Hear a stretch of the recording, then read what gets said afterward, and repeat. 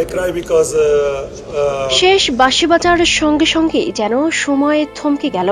মাঠের মাঝখানে হাঁটু গেড়ে বসে পড়লেন কেপ ভার্দের গোলরক্ষক ভজিনিয়া। কয়েক সেকেন্ড পর দুই হাত দিয়ে মুখ ঢেকে কান্নায় ভেঙে পড়লেন তিনি। চারপাশ থেকে ছুটে এলেন সতীর্থরা, কেউ তাকে জড়িয়ে ধরলেন, কেউ কাঁধে হাত রেখে সান্ত্বনা দিলেন। কিন্তু সেই মুহূর্তে ভজিনিয়ার চোখের জল ছিল না শুধু একজন ফুটবলারের আবেগ, সেটি ছিল একটি ছোট্ট দেশের স্বপ্ন পূরণের প্রতীক।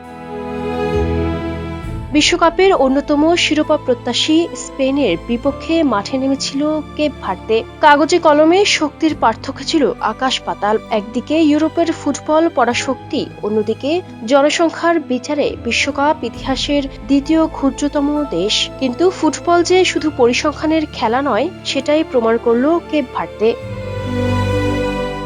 পুরো ম্যাচ জুড়ে স্পেন একের পর এক আক্রমণ চালিয়েছে, তবে তাদের সামনে যেন অদৃশ্য দেয়াল হয়ে দাঁড়িয়েছিলেন 40 বছর বয়সী ভজিনিয়া। অসাধারণ সব সেভে স্পেনের তারকা ফরোয়ার্ডদের হতাশ করে দেন তিনি। শেষ পর্যন্ত গোলশূন্য ড্র নিয়ে মাঠ ছাড়ে দুই দল, আর ইতিহাসের অন্যতম বড় চমক উপহার দেয় কেপ ভার্দে।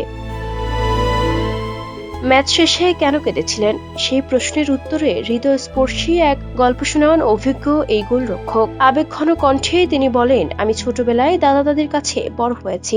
আজ তারা এখানে থাকলে খুব খুশি হতেন, কিন্তু কয়েক বছর আগে তারা মারা গেছেন। আমার মাও এই ম্যাচ দেখতে আসতে পারেননি। ভিসা জটিলতা ও আর্থিক সমস্যার কারণে সেটা সম্ভব হয়নি। এই কথাগুলো বলার সময়ও তার চোখে ছিল অশ্রু। মনে হচ্ছিল জীবনের সব সংগ্রাম, ত্যাগ আর অপূর্ণতার গল্প যেন এক মুহূর্তে ফুটে উঠেছে তার মুখে।